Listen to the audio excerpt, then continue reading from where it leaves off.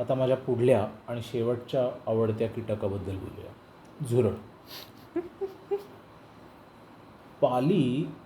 मागच्या भागात मी पालींच्याबद्दल बोललो. तर पाली सर्वात मस्त शिकार करतात ती झुरळांची. भिंतीवरती बसल्या बसल्या मोठालं झुरळ पाली अगदी सहज गट्टम करतात. वा.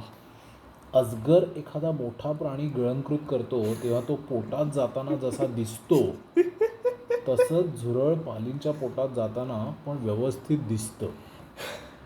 वाचक स्त्रिया पुढचे वाचायच्या आत विषय बदललेला बरा. पण झुरळ हा कीटकसुद्धा पालीप्रमाणे विनाकारण दुष्प्रचारित झालेला आहे. आजकाल जरा अधिकच. पण आत्ताच्या जीवनपद्धतीत झुरळांचा बिचाऱ्यांचा काहीच त्रास नसतो. पूर्वी वर्षभराचे धान्य साठवायची पद्धत फार प्रचलित होती. गहू एरंडेल तेलात भिजवून उन्हात वाळवून मोठमोठ्या डब्यात साठवले जायचे.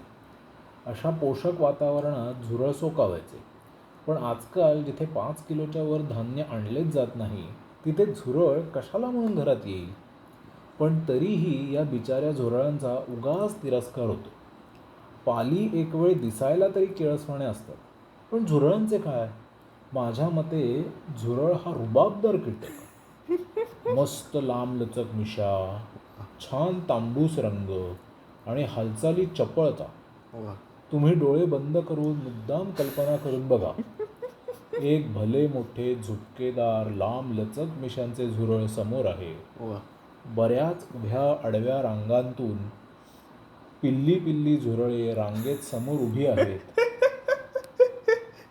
तुम्ही साधी कल्पना केल्याबरोबर कानात आक्रमक भाषण वाजायला लागलं की नाही? मग दिसतो की नाही झुरळ एखाद्या रुबाबदार धाकड सेनापतीसारखा?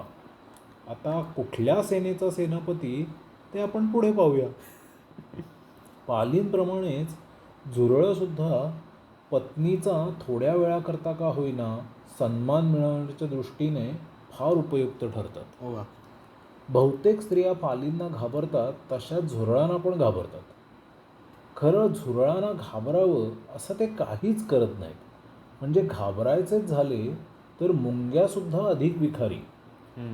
ज्यांच्या खुंटीवर लटकवलेल्या कपड्यात मुंग्या घुसल्या आहेत आणि शरीरावर ठिकठिकाणी चावून दाधड नामक प्रसाद ठेवला आहे त्यांना माझी वेदना बरोबर लक्षात येईल. झुरळांचे तसे काही नसले तरीही स्त्रिया त्यांना बिचकून असतात.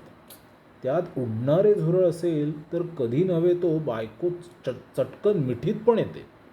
अगदी अश्विनी भावे अशोक सराफांच्या मिठीत जाते तशी.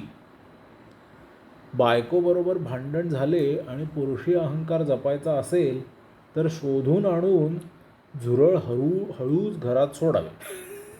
बायको भांडण बिंडण लगेच विसरलीच पाहिजे.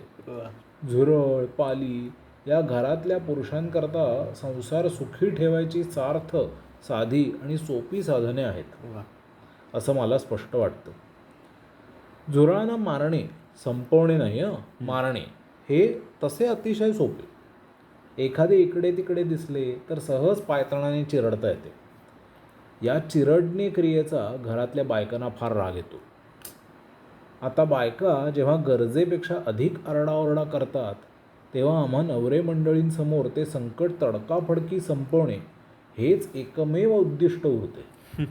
मग आम्हाला घे चप्पल आणि हाण एवढेच कळते. पण बायकांना चप्पल घरात आणलेली चालत नाही आणि पूर्ण शक्तीनिशी झुरळ चिरडल्यावर त्याचे जे व्हायचे ते होते. म्हणजे धवल रक्तपात वगैरे. या 2 कारणांमुळे झुरळ मेल्यानंतर वेगळा आरडाओरडा सुरू होतो. तेव्हा इतका राग येतो की ते थोडाफार जीव असलेले झुरळ हिच्या अंगावर टाकावेसे वाटते. पण असे आजकालच्या आम्हा नवरे मंडळींना फक्त वाटूच तेवढे शकते. करण्याची काय बिशात. मग ही गृहशंकला नको असल्यास उग्रवासाचे औषध फवारावे लागते. झुरळ मरायच्या अगोदर त्या भयंकर वासाने आणि रसायनामुळे आपण मात्र हळूहळू वरची वाट मोकळी करत जातो. पण या फवारणीचा तात्पुरता फायदा होतो मात्र. झुरळे चमत्कारिक हालचाली करत मरणाला भिडतात. उगीच भिंतीवर चढू लागतात आणि वर जायचा प्रयत्न करतात. बहुतेक झुरळांच्यात सुद्धा मुक्तीचा मार्ग बहुता वरच्याच दिशेला आहे. तर काही जमिनीवरच गोल गोल फिरू लागतात, काही उताणे होतात आणि धडपडत मरतात. दुसऱ्या दिवशी बरेच सैनिक घरभर त्यांच्याकरता युद्धभूमीवर उताणे पडलेले सापडतात.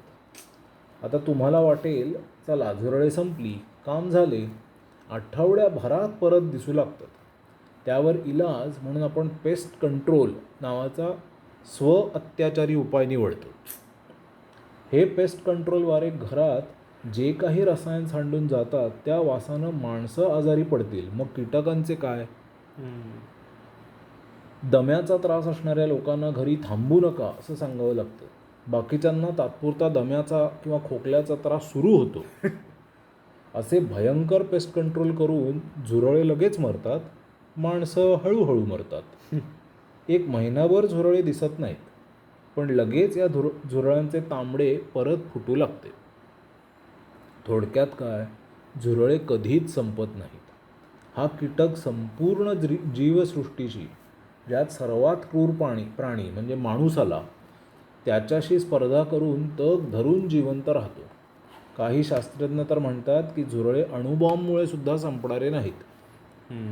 याचं कारण म्हणजे त्यांचा वाढीचा दर. एक मादी तिच्या वर्षभराच्या आयुष्यात 400 झुरळे जन्माला घालते म्हणे. बापरे. माणसाचा वाढीचा दर कधी काळी 3 ते 4 झाला आणि पृथ्वीवर जनसंख्येचा स्फोट झाला. या किड्याचा वाढीचा दर आपल्या 200 पट आहे. या एकाच कारणामुळे या किड्याला संपवणे केवळ अशक्य. कारण या झुरळातला 1 ॲडम आणि 1 ईव जरी जिवंत राहिले तरी पुढले 400 ॲडम आणि ईव एका वर्षात तयार. या दराने पुढल्या वर्षभरात परत फौज जशीच्या तशी. आता ह्या सगळ्याचा विचार केला तर लक्षात येतं की आपल्या शत्रू राष्ट्राला झुरळ का म्हणतात. यांना सुद्धा वेगवेगळ्या पद्धतीने मारता येतं. चपलेने चिरडून म्हणजे एका वेळेला एकच, फवारणी करून म्हणजे हल्लीच आपण ऑपरेशन सिंदूर केलं त्याप्रमाणे, किंवा पेस्ट कंट्रोल करून. हा शेवटचा उपाय अजून बघायचा राहिला आहे, पण माझ्या मते वेळ दूर नाही. संपूर्ण देश भिकेला आला आहे, खायला अन्न नाही, आपण पाणी बंद केलं आहे, पण त्यांच्या झुरळातल्या मिशांची ऐट काही जात नाही. लांब लचक मिशा असलेल्या झुरळाप्रमाणे या शत्रू राष्ट्राचा सैन्यप्रमुख मिशांवर ताव मारत अजूनही उगाच काहीतरी बरळत हिंडत बसलाय. या झुरळांच्या प्रमुखावर एक गोरी पाल सुद्धा प्रसन्न आहे सध्या. प्रसन्न आहे तोवर खेळेल, चिडली की खाऊन टाकेल. पण झुरळाप्रमाणे हे भारताचे शत्रूसुद्धा जिवंत राहते आणि त्याचे कारणसुद्धा तेच, त्यांचा वाढीचा दर. त्यामुळे हे भारताचे शत्रू चिरडले जातील, फवारले जातील, अगदी भस्मसुद्धा होतील, पण तेवढेच फोफावतीलही. पण कितीही झाले तरीही समृद्ध मात्र होणार नाहीत. यांचं आयुष्य, जीवन हे घाणीतच. आता वरचा लेख लिहून बराच काळ उलटून गेला, पण आज झुरळ या कीटकाला माझ्या वरच्या लेखात नमूद केल्यासारखेच वलय प्राप्त झाले आहे. माझ्या मुलाच्या झी पिढीची तरुण मंडळी स्वतःला झुरळ म्हणून घ्यायला अगदी उद्युक्त झाले. ही झी पिढीच कशाला मला विचाराल तर अख्खा मध्यम वर्ग आजच्या राजकीय परिस्थितीत झुरळच झालाय. तग धरून जिवंत राहण्यापलीकडे कसलेही सामर्थ्य नसताना मिशा फेंदारून माझ्यासारखे बरेच लोक संपूर्ण जगाची चिंता करत हिंडत बसलेत. माझ्या जेव्हा हे लक्षात आलं तेव्हा मी लगेच दाढी मिशा कापून सपाचट करून टाकले.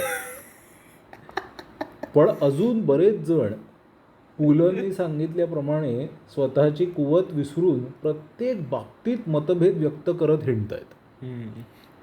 पण विषम परिस्थितीत जिवंत राहणे हे काही सोपे काम आहे?